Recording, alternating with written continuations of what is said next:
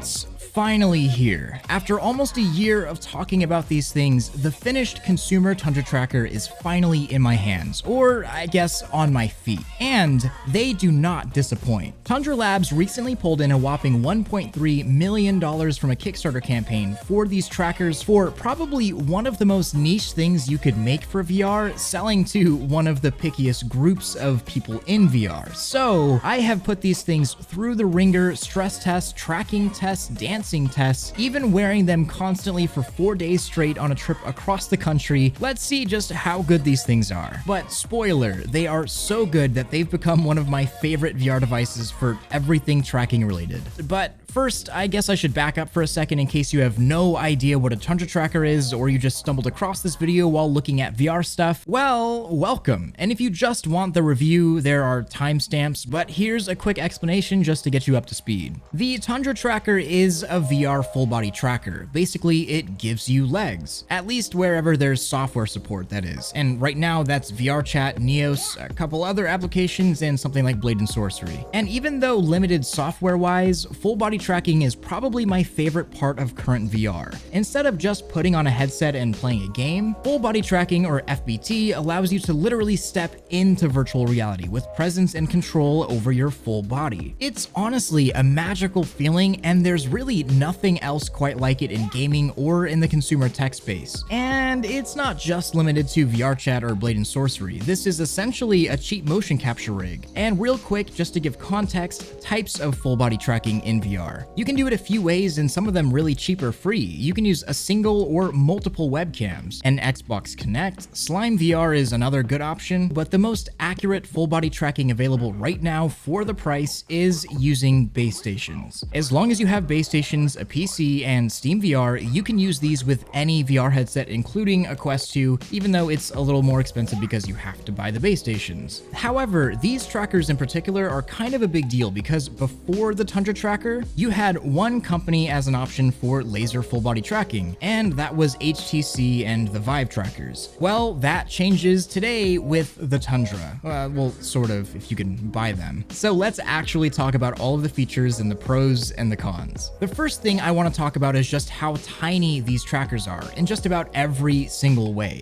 Size-wise, they're about half as big as the Vive Tracker 2.0 and still smaller than the 3.0. But one of the biggest improvements comes in weight. The Vive trackers weighing 84 and 73 grams respectively, while the Tundra Tracker weighs in at just 49 grams. May not sound like much of a difference, but when these are attached to your body flopping around, every gram counts. And this is especially true when we're talking about a tracked device. If Steam is reading every millimeter of movement from these things, then obviously the less floppy and clumsy that these can get, the better. But before we get into the amazing parts of the Tundra Tracker, we should talk about some of the downsides that this can potentially have. Believe it or not, the majority of the weight and a lot of the size of most of your wireless devices comes from the battery. It's a constant tug of war with any company designing a product to either have exceptional battery life or to be small and compact. Well, somehow, Tundra Labs pulled out the best battery life out of all of these trackers. In my most recent battery life test, the Tundra Tracker lasted 7 hours and 22 minutes. The Vive Tracker 3.0 lasted 6 hours and 12 minutes, and the Vive Tracker 2.0 lasted a measly 3 hours and 25 minutes. Of course, these are going to vary quite a bit depending on how often they're discharged or what conditions they're in, but these are the numbers I got this time around. The next hurdle of being small would be occlusion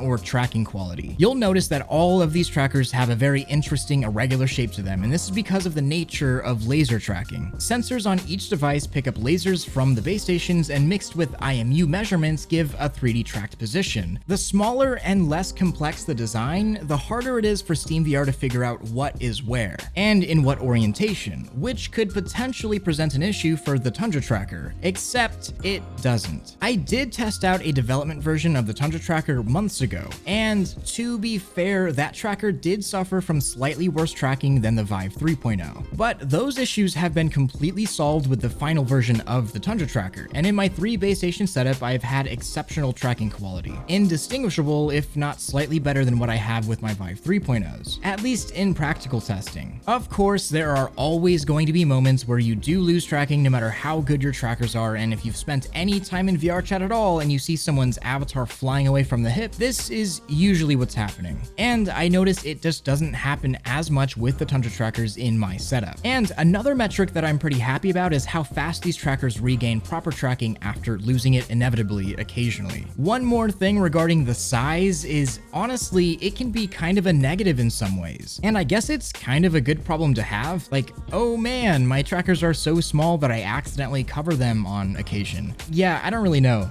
Here I did an occlusion test, and surprisingly I can cover almost all of it before totally losing tracking, and then it regains it back. It's not really an issue, it's just something that I have to mention. But now onto the really good parts of the Tundra Tracker. I use full body tracking just about daily, usually in VRChat, and the Tundras have become my absolute zero compromises replacement for my Vive trackers. They've got better battery life, they're smaller and lighter, but there are two really big things that I love about them. One of the most annoying parts of full body tracking is having to use Watchman dongles or SteamVR specific dongles to connect your trackers to the PC. Sometimes there's weird interference or USB issues that could affect your tracking, and unless you have a USB hub, you'll have to sacrifice 3 USBs just for full body. And God forbid you are crazy and use more than 3 trackers for something like 11-point tracking, well, that's gonna be a lot of dongle. And easily my favorite part of the Tundra Tracker is the super dongle. Yeah, it's actually called the super dongle. Tundra Labs has solved one of the biggest FBT issues by making one dongle to rule them all. The SW3 allows 3 SteamVR devices to connect to a single USB, and this alone has made my life better, and they even have an SW5 and SW7, and those allow for, well, 5 and 7 devices to connect to one USB. And even better, it was designed to fit inside of the Valve Index's frunk. Absolutely genius. Something cool as well is that you don't even need Tundra trackers to use this. You can easily connect normal Vive trackers or controllers to this if you really wanted to. I didn't even have to pair them. I just plugged in the super dongle and opened up SteamVR, and they were already paired and ready to go. And the next thing that I really love about Tundra trackers is the lack of shake or jitter when moving around. But there's also something you can do in addition that makes this even better, and I think if you're a dancer in VR, this is probably the absolute best option for the highest quality full body representation of, well, your body. I tried it myself. So one of the most important parts of the quality of your full body tracking is the strap that you use. And for a long time, I used Rebuffs Reality's Track Strap Plus because it has a battery bank built in, and it would keep my 2.0 trackers charged for, well, longer than the 3 hours they could put out. But with the 3.0s and Tundra trackers, the battery life has gotten good enough that I don't really need those anymore. So I moved to standard Amazon straps, but I did try Tundra's deluxe straps that they sell, and it does something pretty cool. It has an extra strap on the back of the feet that wrap around your ankle to give a little bit more of a secure fit on your feet trackers so they're not flopping around so much. And the waist belt works as you'd expect. It's just a standard waist belt, but it does have a little pouch for a battery bank, or I guess a little snack. However, everyone is different. It doesn't really matter what strap you're using as long as it works for you, and whether it's a Track Strap Plus or an Amazon strap or a Tundra Deluxe strap, there is one thing here that is amazing, and it's the ability for me to not use a strap at all. I'm probably in the minority here, but I really like wearing shoes when I'm in VR for long periods of time, especially if I'm in social VR or partying or dancing or something like that. But the Tundra Tracker has swappable back plates with a couple screws. You can take off the typical 1/4-inch adapter and replace them with a shoelace plate to just lace into your shoes. No more straps, no more Velcro, just toss on the shoes and that's it. This alone has been an absolute game changer for me and has led to me ordering some dedicated VR shoes for just the house to keep the trackers on, because the experience is really nice and the trackers stay more secure than they normally do. There's absolutely zero jitter once it's laced up, and if you're looking for the highest quality foot tracking, this is probably the way to go as long as you don't mind,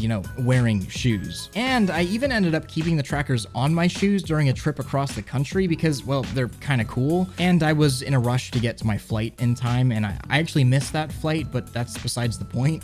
I've been wearing them for a few days now, just chilling on my shoes, and not only did no one really notice I had a set of full body trackers on my shoes, but they still work, and it turned out to be a pretty decent stress test, even if the TSA raised a couple eyebrows in security. So the Tundra Tracker, like I've already said here, it's smaller, lighter, has a better battery life, and it's cheaper than the competition at $300 for all of them and a super dongle. Compare that to around $400 for the Vive Tracker 3.0s and $300 for the Vive Tracker 2.0s. Every issue I had with it was practically solved in in between the development version and the final consumer version, and they've turned into my main tracker that I use for everything. It's pretty cool that a relatively small company is making the things that we want. It's a niche product for a niche audience, but it's legitimately better than what we currently have, and I haven't ran into many issues yet. The biggest problem is going to be actually buying these things. Right now, it looks like their Kickstarter is closed, and they're waiting to be able to open up for more orders as they want to get this batch out first before they commit to tens of thousands of orders. But I suppose this video can serve as a reference for when those orders do open back up, because they're honestly really good. I just wish that more people could have them. And also, thank you to Tundra Labs both for making these, of course, but also sending them to review. It always feels kind of weird, but also really good to have a glowing, super positive review of a product that I end up really liking. But I do want to clear up that these were sent to me, but of course, I'm not sponsored or anything. I just ended up liking the trackers a lot, using them a ton, and I like that Tundra's willing to make some cool stuff for the VR enthusiast, even if it means they're not going to be selling millions of them to the mainstream audience. And I will be streaming with the Tundra Trackers today after this video, so you can see their performance live and, I don't know, make me do weird things with them. So come on by and say what's up. I've been taking a break from Twitch lately, and this is going to be my first stream back, so stop on by. Also wanted to say thank you to all of my Patreon supporters, especially my Omegas. I couldn't do any of this without you. Don't forget to like this video if you loved it, subscribe if you want more of this, and hit that freaking bell if you just can't live without it. Much love,